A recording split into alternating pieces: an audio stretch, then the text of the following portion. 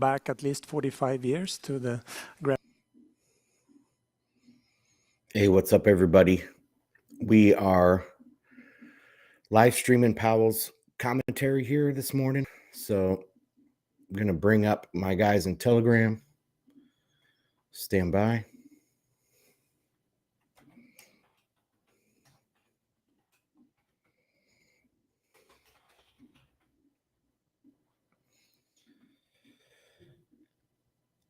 So for anybody joining here, this is just a live stream of Powell's comments. He's speaking in Sweden right now. Don't know what the local time is. AJ might know for us here in the Telegram. But we are, I mean, people have been saying, hey, is he going to say something about being dovish, hawkish? You know, is the jobs report enough to make him turn even more hawkish, or perhaps the economic data is enough to make him a little bit dovish? So I'm just going to listen to this and respond. So, of course, we're still dealing with some of the problems. Oh, I had Telegram muted, guys. Sorry about that. So we're listening to Powell over there in Stockholm. He's making some comments here today. People are wondering if he's going to be dovish because of the economic data or more hawkish because of the jobs data. So we're just going to join in and talk and listen and all this stuff.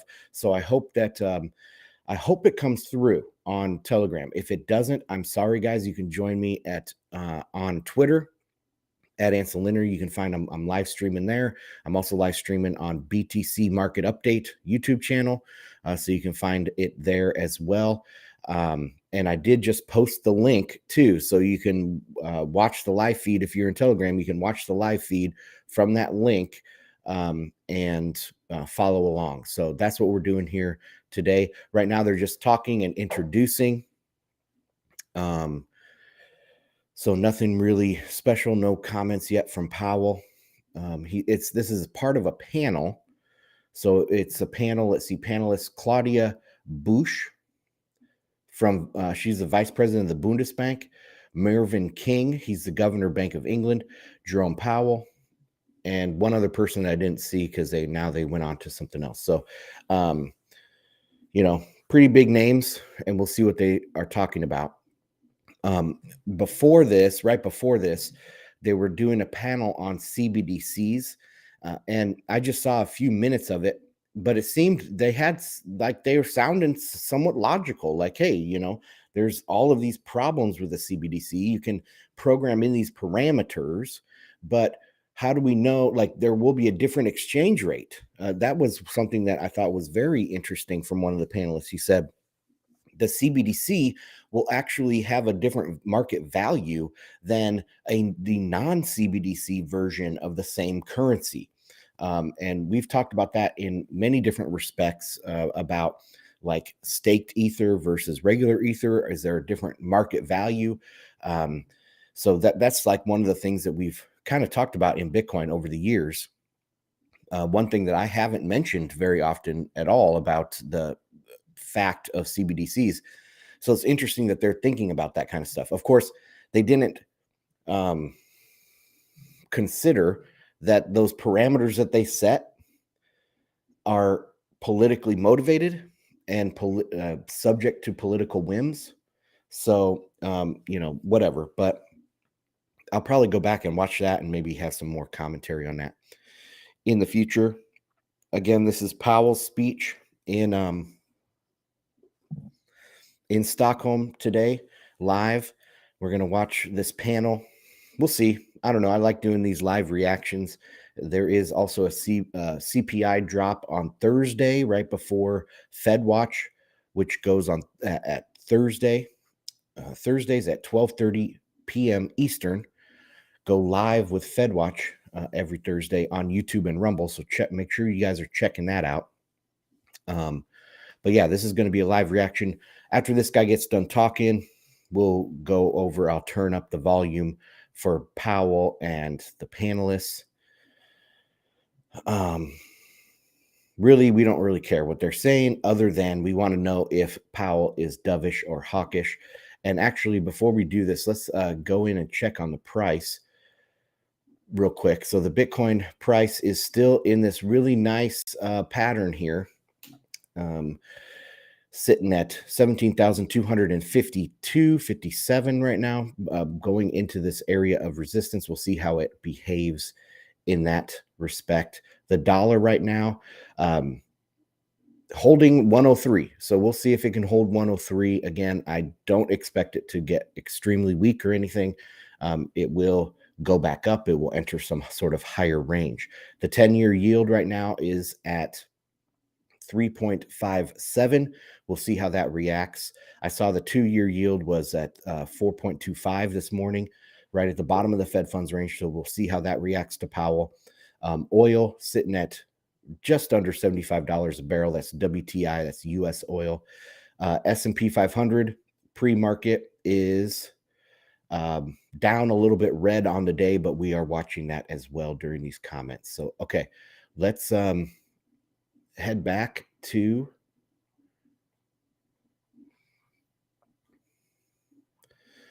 here. Rather than statements All beforehand, right, turning them up here. try to relate them to the three major questions that I outlined. And in the last 5 minutes, panelists will be able to make some final remarks. Okay, so now let's go to the initial remarks, at most 5 minutes for each of you.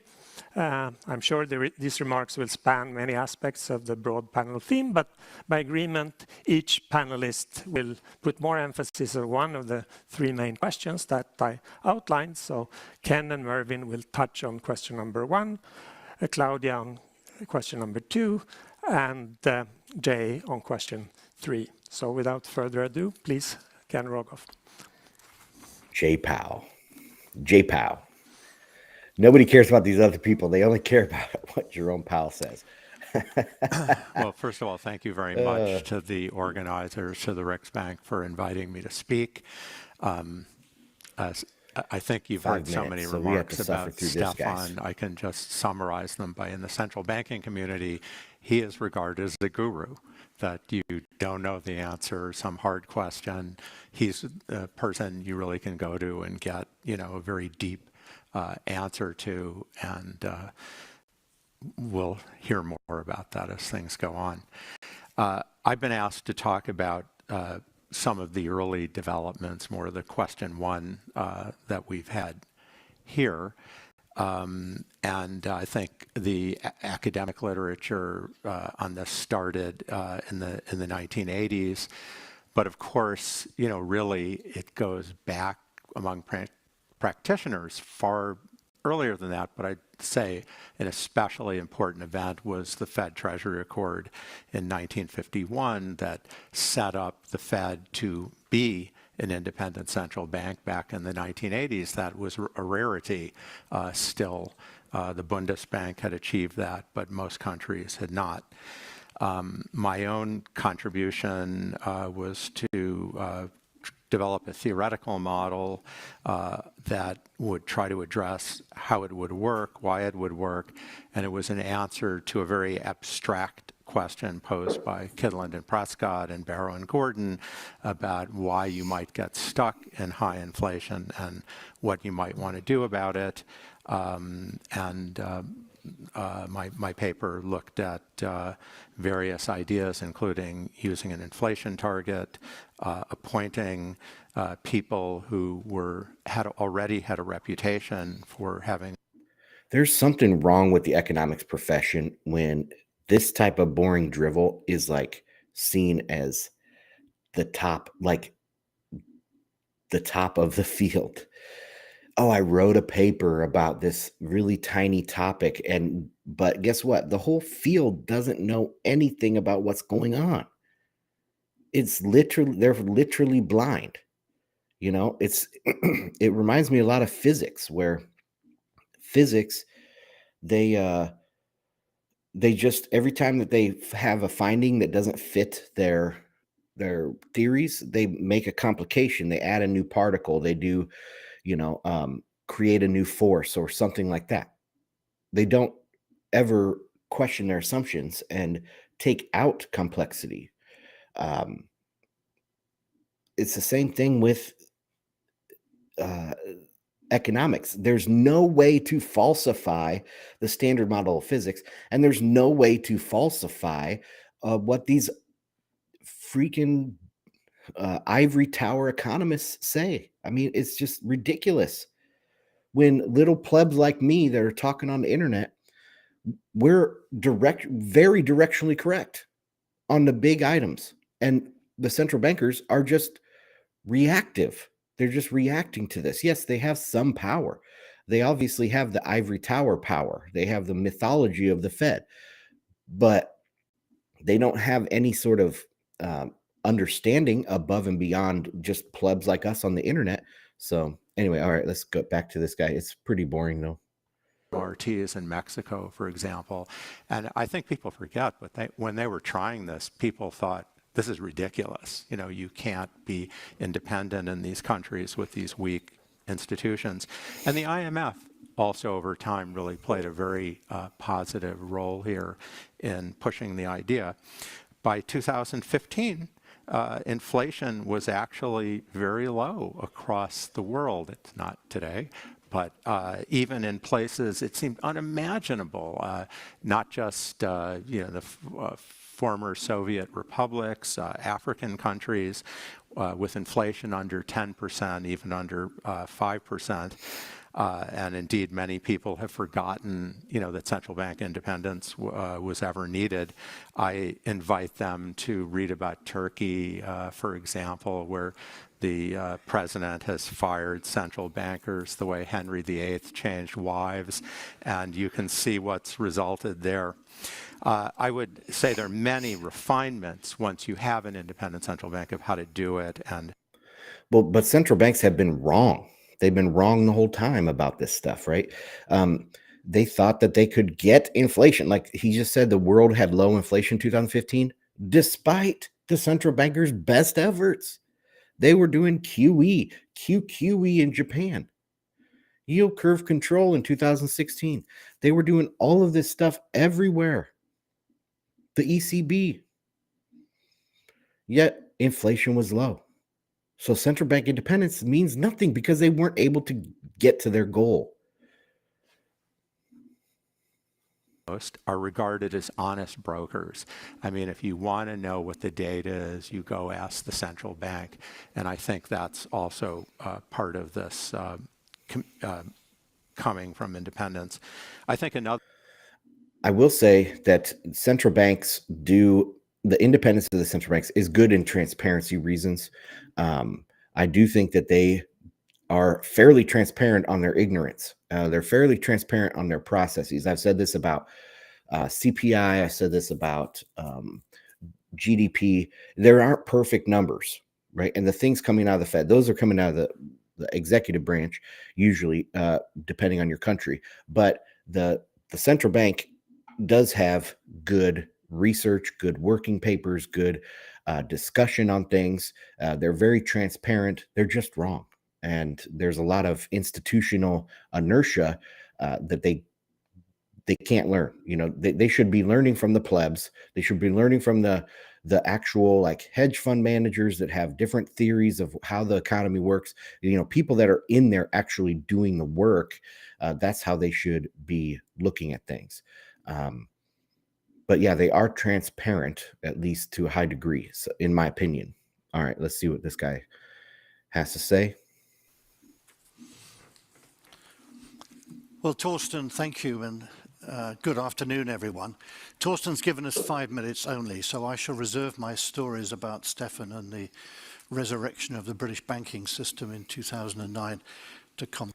Okay, before this guy gets going, guys, if you're joining me on Telegram or Twitter or YouTube, we're watching Powell's speech. It's about to happen. They each get 5 minutes. He's just on a panel, and we're kind of responding real time here. This guy's from the Bank of England. The former was the consequence of, I think, in large part an intellectual mistake at the time in thinking that there was a long-run trade-off between inflation and unemployment, so that tolerating a somewhat higher rate of inflation would make it possible to sustain a lower level of unemployment. But following the breakdown of Bretton Woods and the link to gold, and two large oil price shocks, discretionary monetary policy led to rates of inflation well into double digits, and in some cases, such as the UK, above 20%. And as Ken said, in many emerging markets, even higher still. And the stagflation of the 1980s was the painful consequence of efforts to reduce inflation, which led to recessions, while inflation still remained relatively high. Now, an intellectual revolution in macroeconomics undermined the belief in this long-run trade-off between inflation and employment and helped to restore the case for price stability, which had been made over many decades before, arguably most persuasively by Maynard Keynes in his tract of monetary reform. Oh yeah, the Englishman. But the attempt to achieve it after the breakdown of Bretton Woods by rigid exchange rate links collapsed in 1992 with the departure from the exchange rate mechanism in Europe of both the UK and Italy, and the end of the fixed exchange rate links in Sweden, where interest rates had been, some of us remember, hard to think of this now, raised to 500%.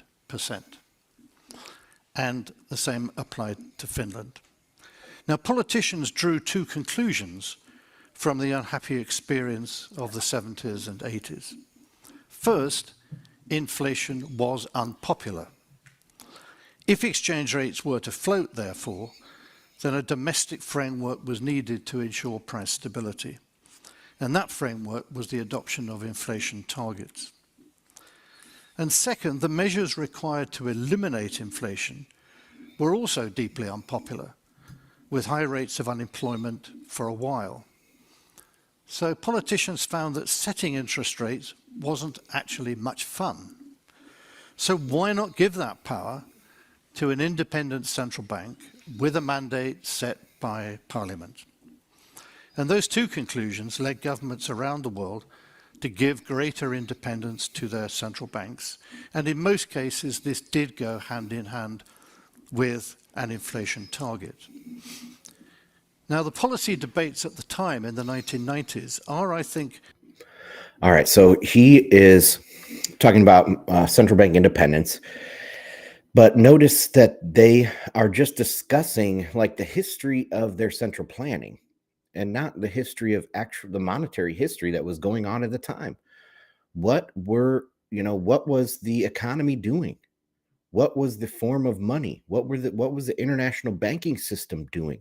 What were the up and coming economies doing? What was credit doing? All of this stuff is going on its own in a free market. The central planners be damned.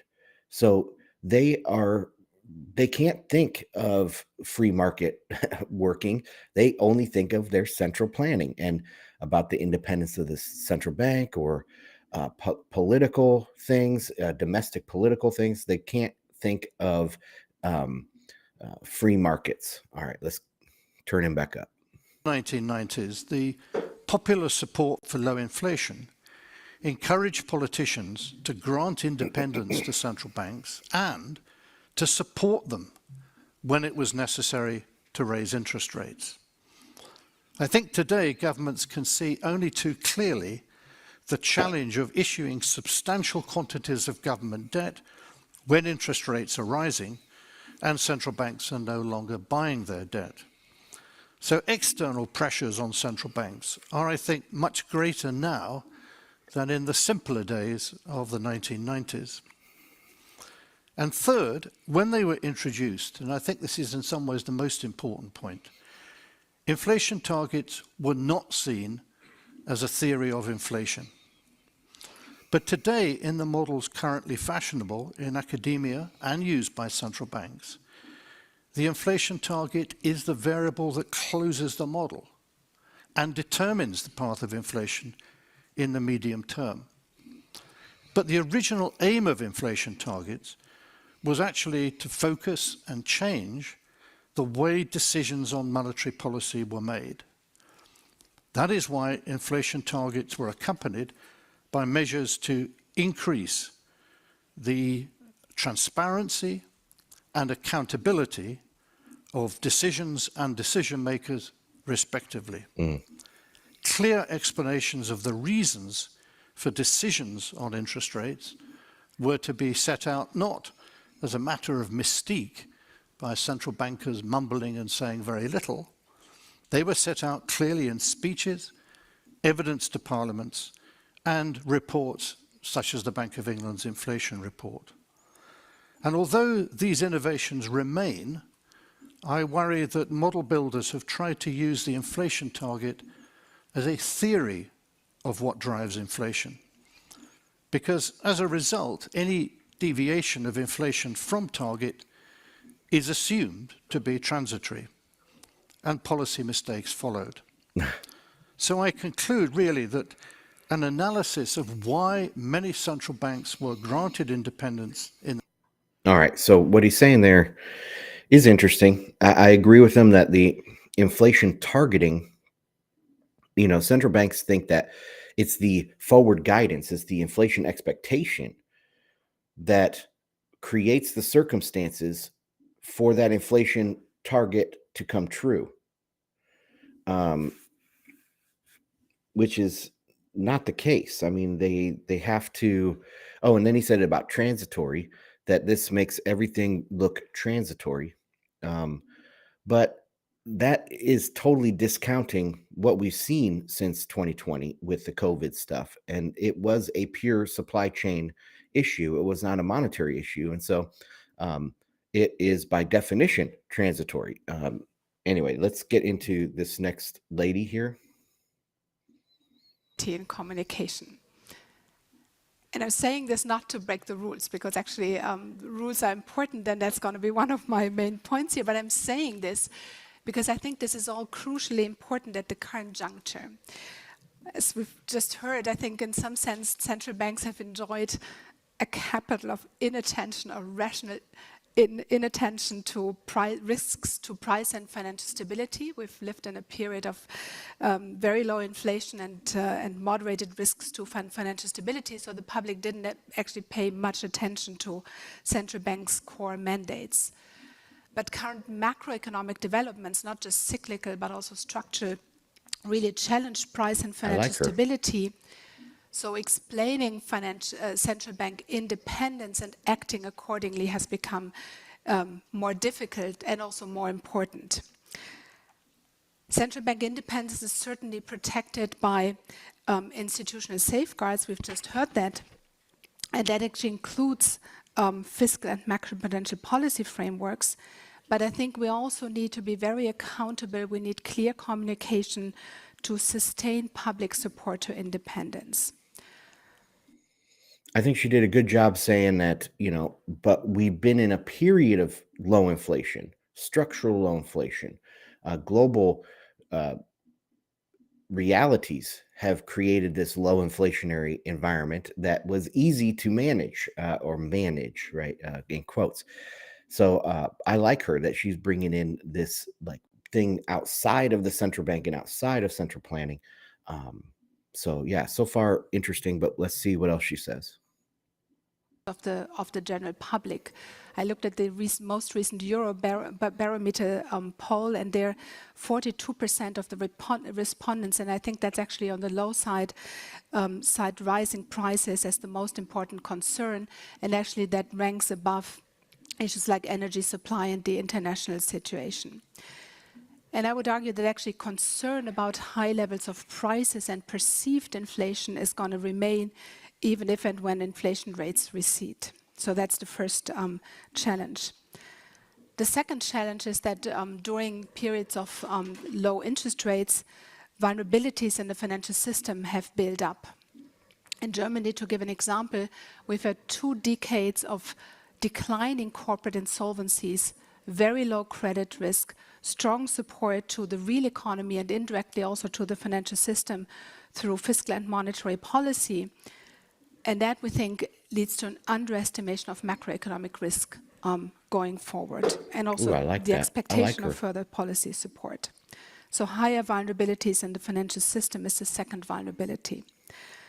The third, we have high levels of debt, and that creates tensions between fiscal and monetary policy.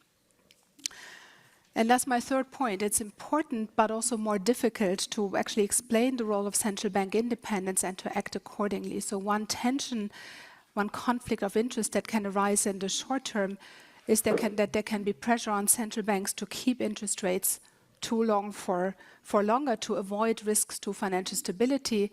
But I think this even increases vulnerabilities in the financial system. So if we delay the necessary monetary adjustment, that can lead to the buildup of further vulnerabilities.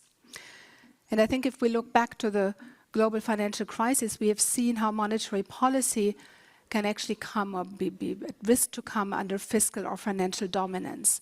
So at the time of the crisis, central banks provided liquidity to stressed financial institutions and often to institutions with potential solvency problems. Capital buffers in the financial sector were insufficient and fiscal funds were ultimately needed to cover losses. What are the lessons from this episode? Well, we need sufficient capital buffers in the private sector. Gaps in the institutional framework needed to be closed, so resolution frameworks have been certainly high on the agenda. And independence and credibility of central bank also may come under threat if there are insufficient fiscal backstops. Now, a lot has happened in the meantime. We have better fiscal and macroprudential frameworks, and that help us to prevent financial or fiscal or financial dominance. And these frameworks are actually complementary to the frameworks for central bank independence that we've just heard about. Obviously, there's a lot of institutional safeguards to central bank independence. In Europe, primary law assigns a strong role to central bank independence, and the legal basis in the euro system is even stronger than in Germany. So changing the treaty would require unanimity versus simple majority when it comes to changing the Bundesbank law in Germany.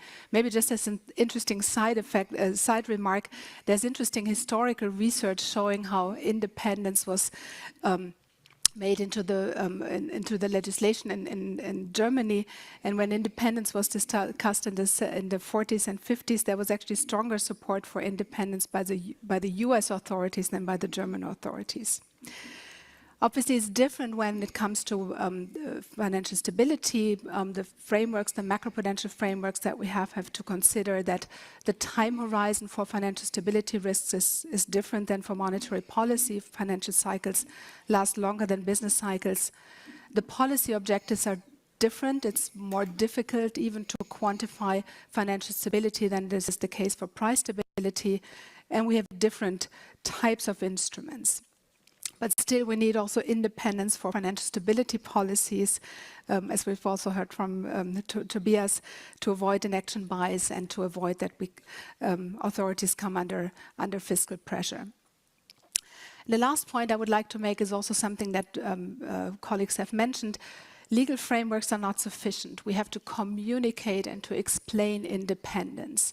And this can actually be quite a balancing act. So we have on the one hand the technical experts to which we have to explain our policy cycle, where we evaluate our policies, the intended and unintended consequence of policy choices. But these policy evaluations are rather technical and tuned to an expert audience. But at the same time, we need to convince the general public that the central bank acts in its best interest and protects the public good stability. So we need a translation from the language spoken by the technocrats to the language spoken by the general public, but we don't have established dictionaries for that. So one tool that the Bundesbank is using is actually a small video. It's like a comic strip explaining why financial stability is not boring. And if you get the chance, take a look at it and give us feedback. And so I think we need this dialogue with the public in particular because we live in a time of structural change and we need to understand what's going on around us, and so we need a lot of communication channels also to the general public. Thank you very much. All right, real quick, as Jay Powell's coming up here, man, I like her. She was talking very holistically about different things and how the market is affected in different ways. But let's listen to Jay Powell. Start by thanking you, Stefan, for your friendship, for being a great colleague. You are an absolutely essential person in our world, and you'll be badly missed. I'm going to use my comments focusing on the U.S. context, and I'll address three main points. First, the Federal Reserve's monetary policy independence is an important and broadly supported institutional arrangement that has served the American public well. Second, the Fed must continuously earn that independence by using our tools to achieve our assigned goals of maximum employment and price stability, and by providing transparency to facilitate understanding and effective oversight by the public and their elected representatives in Congress. Third, we should stick to our knitting and not wander off to pursue perceived social benefits that are not tightly linked to our statutory goals and authorities. So starting with the first point, as Ken and others have pointed out, on the first point, the case for monetary policy independence lies in the benefits of insulating monetary policy decisions from short-term political considerations. Price stability is the bedrock of a healthy economy and provides the public with immeasurable benefits over time. But restoring price stability when inflation is high can require measures that are not popular in the short term as we raise interest rates to slow the economy. The absence of direct political control over our decisions allows us to take these necessary measures without considering short-term political factors. And I believe that the benefits of independent monetary policy in the United States and more broadly around the world are well understood and broadly accepted. However, in a well-functioning democracy, important public policy decisions should be made in almost all cases by the elected branches of government. Grants of independence to agencies like ours should be exceedingly rare, explicit, tightly circumscribed, and limited to those issues that clearly warrant protection from short-term political considerations. With independence comes the responsibility to provide the transparency that enables effective oversight, in our case by Congress, which in turn supports the Fed's democratic legitimacy. And at the Fed, we treat this as an active, not a passive responsibility. Over the past several decades, we've steadily broadened our efforts to provide meaningful transparency about the basis for and the consequences of the decisions that we make in service to the American people. We are tightly focused on achieving our statutory mandate and on providing useful and appropriate transparency. On the third point, it is essential that we stick to our statutory goals and authorities and that we resist the temptation to broaden our scope to address other important social issues of the day. Taking on new goals, however worthy, without a clear statutory mandate would undermine the case for our independence. In the area of bank regulation, as Tobias mentioned, the Fed has a degree of independence, as do the other federal bank regulators. Independence in this area helps ensure that the public can be confident that our supervisory decisions are not influenced by political considerations. And today, some analysts ask whether incorporating into bank supervision the perceived risks associated with climate change is appropriate, wise, and consistent with our existing mandates. Oh, boy. Addressing climate change seems likely to require policies that would have significant distributional and other effects on companies, on industries, on regions, and on nations. Decisions about policies to directly address climate change should be made by the elected branches of government and thus reflect the public's will. He's going all in on this. Through elections. Boy. At the same time, in my view, the Fed does have a narrow but important responsibilities regarding climate-related financial risks. These responsibilities are tightly linked to our responsibilities for bank supervision. The public reasonably expects supervisors to require that banks understand and can appropriately manage their material risks, including the financial risks of climate change. But without explicit congressional legislation, it would be inappropriate for us to use our monetary policy or supervisory tools, for example, to promote a greener economy or to achieve other climate-based goals. Wow. We are not, and we will not be, a climate policy maker. Wow. Thank you. Wow, guys. Okay, while they're doing this panel, this was huge, man. He really took a swipe at the ESG movement at Davos, at Brussels. He's like, we will not, if we do political short-term targeting, that will undermine our independence. We cannot do that. We need to stick to our knitting is the term that he used there, which was very fun. But wow, so he really took a shot at the Davos crowd, at the ESG, at the WEF. Man, oh man, Powell really went in hard. At least this is how I see central bankers going in hard on this. But what we are expecting with being hawkish or dovish, I don't think this can be interpreted either way. At least in my opinion, it wasn't hawkish or dovish. But okay, here we go. Let's listen to this panel. By the appropriate political process. And the way I think about it is this, that nobody would ever create a central bank to prevent pandemics. Nobody would ever create a central bank to combat climate change. They would create a central bank to try to ensure price stability, and they would create a central bank in order to try to maintain stability of the financial system. So I think if you're going to have central bank independence, you should always remember the maxim, which I think is crucial for any agency, which is only do what only you can do. And there are plenty of other people who can take measures to combat climate change. And I worry that people are in the great enthusiasm for doing good are actually Is this going to turn into a climate change panel? Central bank independence. Others? Ken? Well, not necessarily to the three questions, but just expanding slightly. Yeah, please. I think particularly when interest rates were hovering around zero, one of the challenges to central bank independence was the idea we don't need it for stabilization policy anymore. That's very popular among a significant group of. Okay, don't really care about this. So, yeah, this is very, very interesting, guys. If you're watching on Twitter, make sure you follow the account at Ansel Lindner. If you are on YouTube, make sure you like and subscribe. Trying to get that first milestone of 100 subscribers. I did lose my YouTube channel a couple months ago. This is a new one, BTC Market Update, so make sure you're subscribed.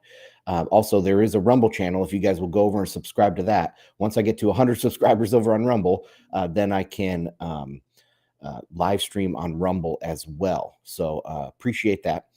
And to my guys on Telegram, hey, you guys are holding it down. Hopefully you're watching this live through the link that I provided, since I can't audio stream the thing to Telegram. So yeah, very interesting stuff going on here. And I think it's cool how, I mean, Powell, I've always said he was a straight shooter. If you've been watching my stuff for a long time, he's a straight shooter. And remember, when they talk about independence of the central bank, who owns the Fed? The shareholders, we don't know for sure, but it's the Wall Street banks, right? And so the independence of central bank means the independence of Wall Street. And Powell was like, we don't want to get involved in this ESG thing. We don't want to get involved in climate change policy. This is not the proper role of a central bank. And he just took this opportunity to drop this bomb on this panel, and they don't even know how to respond. I mean, that one guy in the white hair from Bank of England, he came in and agreed, but these other two are just like, whoa, we don't know how to respond to this. Oh man. Does the young generation, I think that was very interesting what you said, like in the 90s, there was still the memory of higher inflation, and I also alluded to the They're trying to pull it back onto the inflation situation stuff. in Germany in the 50s, where actually the politicians seemed to be tempted, when you read the account of the historians, to have a little bit less independent central banks, but the public was still so much aware of the high inflation that they pushed that the public opinion pushed towards more and more independence together with the US authorities at the time. And I wonder whether today we're reaching the younger population and explain to them why central bank independence is so important. And I think that's also part of our outreach that we have to do. Jay? So I'll admit to not really answering the third question. But I'll take a shot at it now if I can. So the question being, did either the global financial crisis or the pandemic and the responses to them, does it suggest that there are problems with the mandate, unforeseen tensions between either financial stability and monetary policy and that sort of thing. And I guess I would take the position that that would not be my takeaway at all. I think that what happened in both crises is that central bankers used their tools pretty innovatively to deal with exceptionally unforeseen and difficult circumstances. I think the main takeaway from the global financial crisis was the need to build far more resilient core of the financial system. And we did that. The banks did that. We did that. All over the world, people did that. And I think that financial system now is now substantially more resilient and more strong at its core. I agree with that. I think it held up better in the pandemic as a result. The pandemic was a different thing. It was it called for a whole of government response from a medical standpoint, and it called for use of fiscal policy and monetary policy tools in unprecedented ways. There had been a concern in the United States that Dodd-Frank had too limited the Fed's authority under Section 13.3 to do facilities and lending. The new system actually worked quite well. What it did was it required the Treasury's, the elected part of the government's approval for these emergency lending facilities. And that actually worked very well. And that's actually an appropriate thing because these are extraordinary measures. Treasury's not elected. We only have the authority during emergencies. And to have the elected government approving it, it was a very constructive process between us and Treasury. So I guess to take a step back. Treasury's not elected, Powell. I think that the tools that we have work. I know he knows that. There's nothing wrong with our mandates. I don't see anything about the laws that govern us or provide our mandates that needs to be changed, and it seems to have worked pretty well in these two very difficult circumstances. Yeah, very interesting. Innovative ways. They use their policies in innovative ways. I guess you could say like creating this standing repo facility was creative, but really they just cut interest rates and did QE. I mean, that's not innovative. That's their main policy tool, right? Their main policy tool is narrative management. So yeah, they probably had some innovative narratives, some innovative marketing that they used. I mean, even the girl from the Bundesbank here is saying that they're trying to do innovative marketing with their comic strip. They're targeting the plebs with a comic strip. I mean, isn't that a little bit speaking down to the plebs? But anyway, yeah, very interesting little back and forth here. It's true that there was, of course, much more regulation of the financial sector, but not to the same extent, trying to address by institutional measures. All right. That's where I'm going to end it for this short stream, guys. Well, short stream, it went on for 40 minutes. But if you're joining me on YouTube, make sure you subscribe. Check out the Telegram, t.me/Bitcoin and Markets. Name is Ansel Lindner here. I do this Bitcoin and Markets podcast. I'm also on FedWatch with Bitcoin Magazine at 12:30 Eastern time on Thursdays. So set your alarms for that.